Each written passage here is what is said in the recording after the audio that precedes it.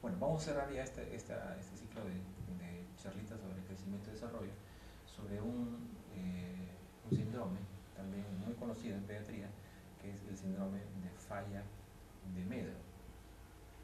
Entonces aquí llamamos el Medro. ¿No? ¿Qué será Medro? Yo siempre les pregunto a mis alumnos qué cosa es Medro. Y la definición en realidad de Medro puede resultar un poco hasta así. El de Medro puede resultar un poquito hasta eh, controversial, sujeta a discusiones, pero ¿cuál es la diferencia entre Medro y crecimiento, básicamente, ¿no?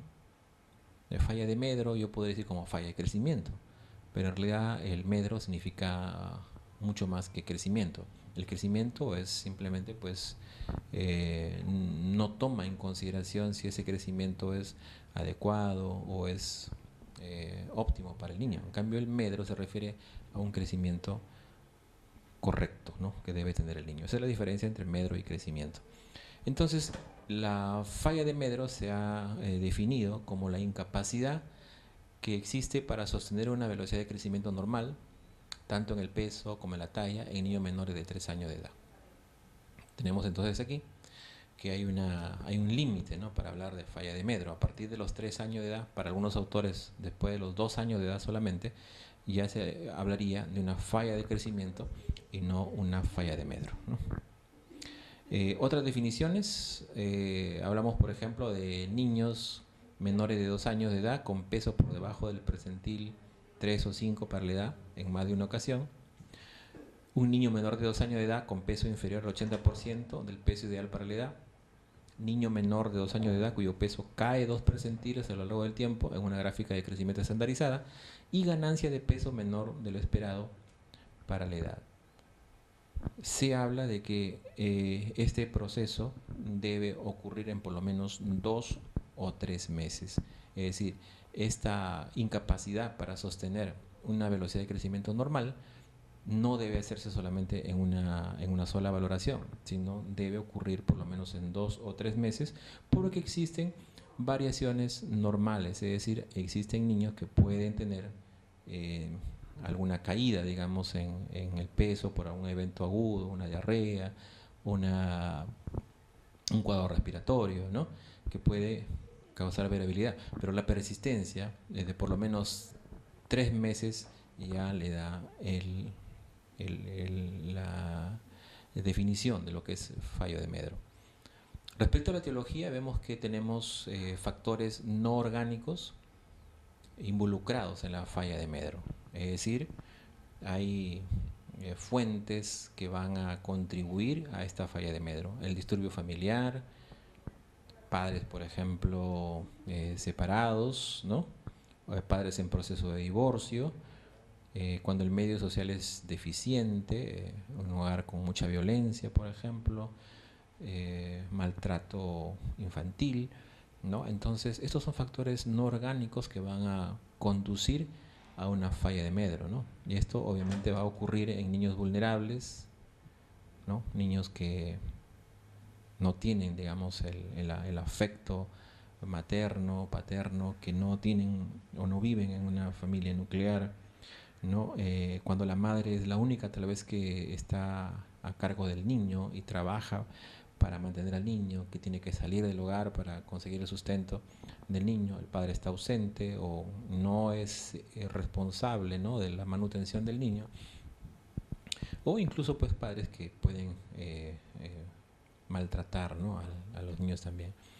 El medio social deficiente tiene que ver con el abandono, negligencia, ¿no?, a nivel familiar, social, niños que son encargados al abuelito, a la abuelita, ¿no? Y padres que por cuestiones de trabajo van al extranjero, dejan a sus niños con terceras personas y que pues viven definitivamente con terceras personas que no le van a dar el afecto que ellos necesitan del padre. Pero también en la falla del Medro están involucrados factores orgánicos, ¿no? Y aquí podemos encontrar, por ejemplo, el antecedente de un niño prematuro, ¿no?, un RCIU, la presencia de una anomalía congénita, una anomalía del sueño, alguna perturbación metabólica, aumento de los requerimientos nutricionales, ¿no? Entonces en la familia, ¿no?, puede existir un estado de frustración, dijimos también, ¿no?, y un niño vulnerable, ¿no?, a causa de este tipo de efectos o de disturbios. El mecanismo patogénico, ¿no?, vemos que hay factores del niño, hay factores de la familia, y si a esto le sumamos un deficiente medioambiental, definitivamente estamos ya frente a un niño con un retraso en el progreso pondoestatural normal para su edad, pero con los criterios que mencionamos al inicio, ¿no? Niños menores de 3 años y que tienen persistencia de este retraso pondoestatural por lo menos 3 meses. Factores orgánicos, factores no orgánicos, disfunciones hipotalámicas, trastornos límbicos, deficiencia nutritiva, ¿no?, origen multifactorial. Y acá vemos una tabla, ¿no?, de las causas que pueden ocasionar el síndrome de falla de Medro. Acá vemos ingesta inadecuada de nutrientes por una mala técnica, por una alteración de la relación del cuidador-niño, por pobreza, dificultad económica, por problemas psicosociales, por difusión madre-hijo, anomalía en la succión, en la deglución, por reflujo gastroesofágico, la disminución de apetito, ¿no?, muy comentada por los padres, que puede deberse a problemas psicosociales, apatía, enfermedad cardiopulmonar, parálisis cerebral, anemia, estreñimiento, trastornos gastrointestinales, alteraciones de la absorción, aumento de pérdidas. Bueno, acá tenemos algunas enfermedades como intolerancia a la lactosa, fibrosis quística, enfermedad celíaca, cardiopatías, malrotación, cirrosis, una diarrea infecciosa, obstrucción intestinal, NEC, enterocolitis necrotizante, o también requerimientos aumentados de nutrientes o utilización ineficaz, como ocurre por ejemplo en el hipertiroidismo, en enfermedades sistémicas crónicas, insuficiencia respiratoria crónica o cardiopatías congénitas o adquiridas, ¿no? Es decir, pues la gama es bastante amplia de causas orgánicas y no orgánicas. Se dice que para hablar de falla de Medro, sea que esté presente una falla orgánica, por lo general siempre está acompañada de un trastorno no orgánico.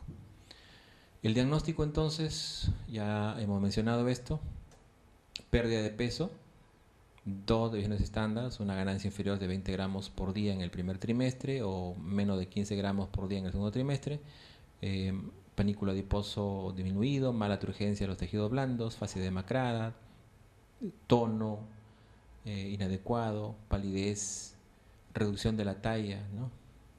Indicios de abandono también, como las uñas sucias, la alopecia occipital, dermatitis del pañal. Todos ellos son elementos que nos van a llevar a la valoración de este síndrome. Los objetivos es estudiar el crecimiento y la nutrición, una valoración psicológica, un estudio del medio social y una exploración médica general, ¿no? Datos diagnósticos: peso, la longitud por debajo del percentil 5 o por debajo de 2 deviaciones estándar, disminución o detención de la velocidad de crecimiento, cambio de 2 o más percentiles en espacio, bueno, acá ponen hasta de 6 meses. Esto es bien controversial también, el tiempo. Se entiende que el tiempo mínimo en el que debe ocurrir esto es 3 meses. La relación peso-talla o índice de masa corporal por debajo del percentil 5 o por debajo de 2 deviaciones estándar, ¿no? Todo esto sumado a retraso nutricional y del crecimiento, y debemos conocer y hacer pues un estudio, ¿no?, una historia clínica completa, un estudio psicológico y algunos exámenes también auxiliares. Dentro de la anamnesis debemos recoger información sobre los antecedentes perinatales del niño, tipo de parto, peso al nacimiento, edad gestacional, si existen la presencia de trastornos alimentarios, digestivos, si hay infecciones frecuentes y si hay alteraciones también neuropsíquicas, ¿no? Al examen clínico hay que valorar todos los indicadores que vimos ya, marcadores, ¿no?, de deficiencias nutricionales a través de la exploración del pelo, la uña, la piel, etcétera. Una valoración psicológica y social y pruebas complementarias, ¿no? Aquí en las pruebas complementarias, por ejemplo, se pueden solicitar perfil de estrés crónico, ¿no? Como en los casos complejos, el dosaje de neuropéptidos, de beta-endorfinas, etc., ¿no? En el examen clínico, ya hemos mencionado, ¿no? Por ejemplo, acá nuevamente una tabla mucho más resumida, la presencia de bocio, de craniotabes, debilidad muscular, gingivitis, palidez, nos van a indicar ya como signos indirectos de algunas deficiencias que hay en el niño. La valoración psicológica y social, acá tenemos que el manejo o el diagnóstico, el abordaje de un niño con síndrome de fallo de Medro debe ser multidisciplinaria, con participación del profesional de psicología, para hacer lógicamente una encuesta, un perfil psicológico, en la que se puede identificar alteraciones, por ejemplo, del funcionamiento familiar. Puede haber ocurrido el nacimiento de un nuevo hermano, ¿no? Alguna pérdida, muerte del padre, muerte de la madre, muerte de algún hermano. Rasgos psicológicos frecuentes, por ejemplo, retraso psicomotor, lentitud en el habla, aplicación de test adecuados para la edad, ¿no? Disminución del cociente intelectual, la actitud de la madre también, de repente tiene escaso o nulo contacto visual con el hijo, incapacidad de relacionarse, falta de tolerancia, responsabilidad, pérdida frecuente de autocontrol, respuesta insuficiente a las demandas o molestias del niño, y sensación de falta de afecto y de agrado, ¿no? Entonces hay una deprivación también de afecto de parte de la madre que trabajan a veces todo el día, aparte de su trabajo que tienen, realizan otro tipo de actividades para llevar el sustento al hogar. La valoración del medio social, ¿no? Del entorno, etcétera. Entonces todas esas cosas corresponden a un perfil psicológico y social del niño. Bueno, ¿cómo podemos ayudarles a estos niños, ¿no? No olvidemos que en síndrome de falla de Medro, de una u otra manera, está involucrado las causas no orgánicas. De modo que hay mucha ansiedad, mucho miedo, ¿no? Respecto a los padres sobre el niño. ¿Qué le podemos ofrecer a estos niños, ¿no? En lo que se refiere a la alimentación? Tenemos que ofrecerle, pues, ofertarle una alimentación adecuada, ¿no? Con bebidas de alto contenido calórico, suplementos proteicos, conocer el por qué el rechazo al alimento. A veces hay algún tipo de estrés generado por la presión que ejercen los padres en la cantidad y el volumen, la frecuencia de los alimentos, ¿no? Esto es algo a veces difícil de manejar porque el padre tiene una idea ya preconcebida de qué cantidad debe comer el niño, ¿no? La madre siempre toma como patrón de comparación de una alimentación apropiada más o menos lo que el papá come, ¿no? Entonces la madre espera que el niño coma igual que el papá, ¿no? O que coma igual que el hermano mayor. Y nosotros sabemos pues que no hay, digamos, un patrón determinado de volumen, de cantidad, de tiempo para alimentarlo. Esto puede generar entonces estrés en el niño. La hora de la alimentación se convierte en una tortura básicamente para el niño, tanto para el niño como también para el padre, en una situación de estrés, de conflicto, que lo único que se va a conseguir es que el niño rechace más el alimento, ¿no? El tratamiento va a depender de la evaluación de la edad, de la etiología, de los requerimientos, y debemos multiplicar lógicamente las raciones habituales por 1.5. Medicación. Los padres siempre nos piden, ¿no? una vitamina para el niño que no quiere comer o que está con bajo de peso. Está buscando una solución medicamentosa, sencilla, fácil de hacer, que la pueda administrar y que pueda recuperar. Pero no está recomendado, ¿no? En el síndrome de fallo de Medro los medicamentos, salvo en situaciones muy especiales. Si hay carencias, obviamente van a mejorar con ácido fólico, van a mejorar con hierro, con zinc, con complejo B. Otro de los medicamentos que se utilizan es la ciprofloxacina, ¿no?